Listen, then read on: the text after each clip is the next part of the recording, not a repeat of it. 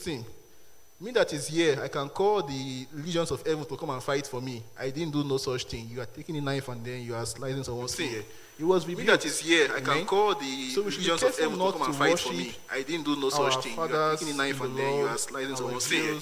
It was rebuked. Me that is here, I can call the legions of heaven to come and fight for me. I didn't do no such thing. You are taking a knife and then you are slicing someone's ear. It was rebuked. Me that is here, I can call the legions of heaven to come and fight for me. I didn't do no such thing. You are taking a knife and then you are slicing someone's ear. It was rebuked. That is here, I can call the legions of heaven to come and fight for me. I didn't do no such thing. You are taking a knife and then you are slicing. It was rebuked. That is here, I can call the legions of heaven to come and fight for me. I didn't do no such thing.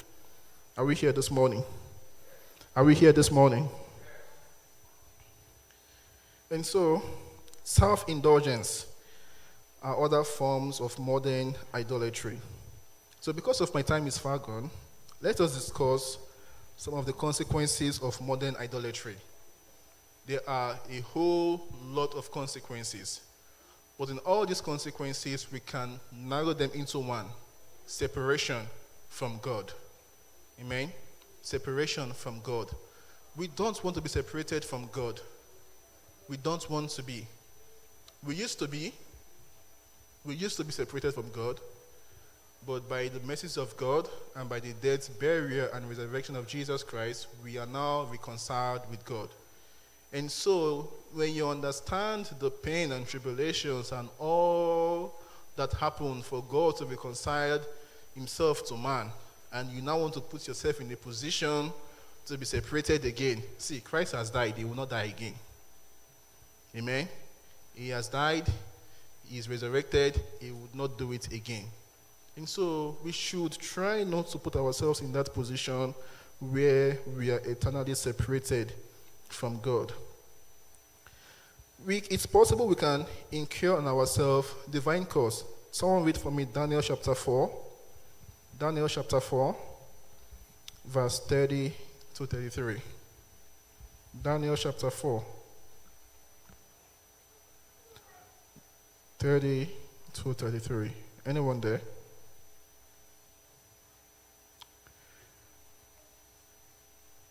The king spake and said, Is not this great Babylon that I have built for the house of the kingdom by the might of my power?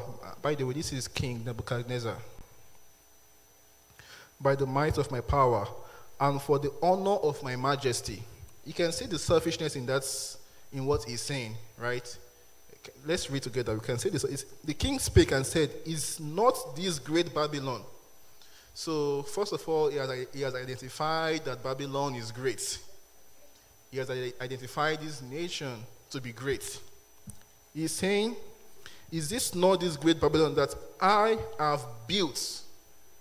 That I, again, have built. So, in all of these things so far, God is nowhere to be found, correct? Are we reading together? God is nowhere to be found. He has described this Babylon as being great by the might of his power. He's saying that this Babylon he built by himself, right?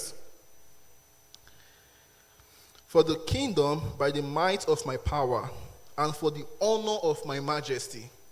Again, selfishness. For the honor of my majesty. I built this great kingdom for the honor of my majesty. God is nowhere to be found.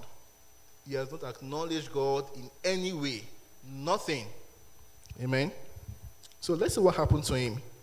In verse 31, while the word was in the king's mouth, there fell a voice from heaven saying, O King Nebuchadnezzar, meaning while he was still extorting praises on himself, while he was still glorifying himself, why he was still, naming and collecting more accolades and, allotting them to himself. With the words in his mouth, the Bible says in verse 31, that a voice fell from heaven saying, O King Nebuchadnezzar, to thee it is spoken, the kingdom is departed from thee. Amen. This kingdom that you think you built with your own strength, This kingdom you think you built by the power of your might. This kingdom you built for your own majesty. Hear the word. It is being taken away from you. It must be very painful to hear that word. It must have been very painful for him to hear that word. That this thing I have built for myself shall be taken away from me. Not shall be, it has been taken away from thee. Very powerful and very painful. And it continues in verse 32, and they shall drive thee from men. The story has changed. You that used to be the king and all of these things, the Bible is not saying, or rather the voice is not saying, you shall be driven away from the company of men. And now that you are driven from the company of men, your dwelling place shall be with the beast of the field. Do you see what is going on? Pride and arrogance. That is why, the quickest way to fall is pride. It's a slippery slope. It will take you all the way down with no one stopping you. Amen. It will take you all the way down with no one stopping you. And they shall drive thee from men, and the dwelling shall be with the beasts of the field, and they shall make thee to eat grass as oxen, and 7 times shall pass over thee, until thou know that the Most High ruleth in the kingdom of men. Do you see the reason? Do you see the condition? Until you know that the Most High ruleth in the kingdom of men. In the kingdom of men. So, O King Nebuchadnezzar, you think you've accomplished this great feat, and you think you did it by yourself. For as long as you think you are doing it or you've done it by yourself, you shall no longer be among the company of men, but you shall be among the company of beasts. Until such a day where you will now think and understand that God is the one that ruleth in the kingdom of men. When you get that mindset, then something would happen to you. But until then, 7 years would pass. That is where you would be. Divine curse. Why? Simply because he thought to himself, he is the Alpha, he is the Omega. He has said to himself, I will do this for the beauty of my majesty.